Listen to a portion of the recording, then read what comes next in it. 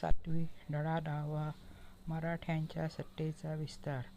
मराठ्यांनी केलेल्या स्वातंत्र्य संग्रामाच्या आरंभी मुघल सत्ता आक्रमक होती, तर मराठ्यांचे धोरण बचावाचे होते. या स्वातंत्र्य संग्रामाच्या अखेरीस मात्र परिस्थिती उलट झाली. मराठ्यांनी चढाईचे आणि मुघलांनी बचावाचे धोरण स्वीकारले. 18व्या शतकाच्या उत्तरार्धात मराठ्यांनी मुघल सत्तेला नमवून जवळजवळ भारतभर आपला सत्ता विस्तार केला. त्याचा अभ्यास आपण या पाठात करणार आहोत. शाहू महाराजांची सुटका.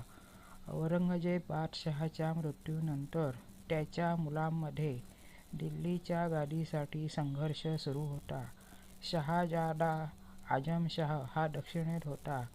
बादशाही तख्त हस्तगत करण्यासाठी तो त्वरेने दिल्लीला निघाला. राजपुत्र शाहू त्याच्या ताब्यात होते.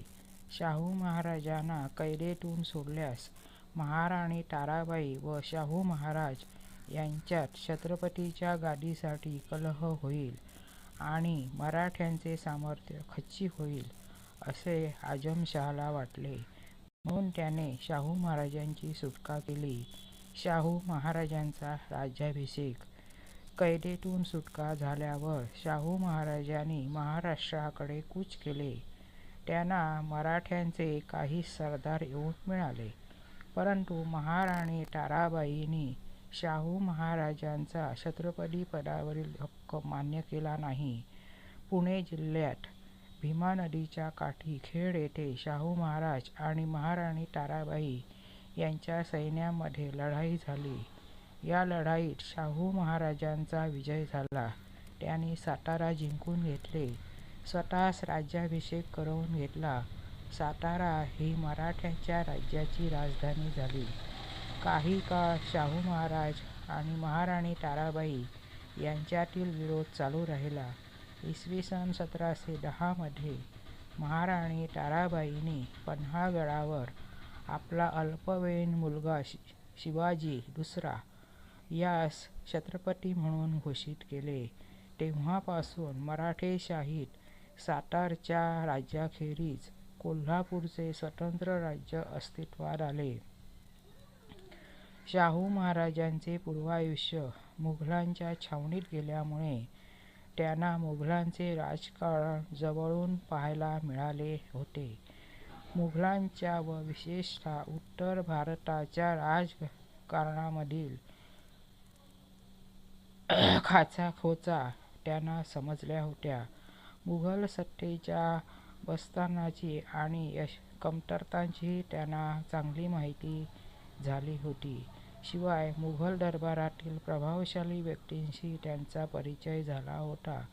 या सर्व बाबींचा उपयोग त्यांना बदलत्या परिस्थितीत मराठ्यांच्या राजकारणाची दिशा ठरवण्यासाठी झाला. मराठ्यांच्या राज्याचा नाश करण्याचे पूर्वीचे औरंगजेबाचे धोरण त्याच्या वारसदारांनी आता सोडले होते. त्यामुळे आता मुघल सत्तेशी संघर्ष करण्याऐवजी तिचे रक्षक म्हणून पुढे येऊन त्याच भूमिकेतून आपल्या सत्तेचा विस्तार करायचा, असे नवे राजकीय धोरण मराठ्यांनी स्वीकारले. नवे देवालय बांधल्याने जे पुण्य मिळते, ते जुन्या देवळाचा जीर्णोद्धार केल्याने मिळते, हे या धोरणाचे सूत्र होते. मुघल सत्तेला जशी वायव्येकडून होणाऱ्या इराणी, अफगाणी आक्रमणांची भीती होती, तसाच आसपासच्या पठाण, राजपूत, जाट, रोहिले यांच्यासारख्या स्थानिक सत्ताधीशांचाही धोका होता. शिवाय दरबारात चालणारी स्पर्धा व संघर्ष यामुळेही मुघल सत्ता आतून पोखरून निघाली होती. यामुळे दिल्ली दरबाराला मराठ्यांच्या सहाय्याची गरज होती.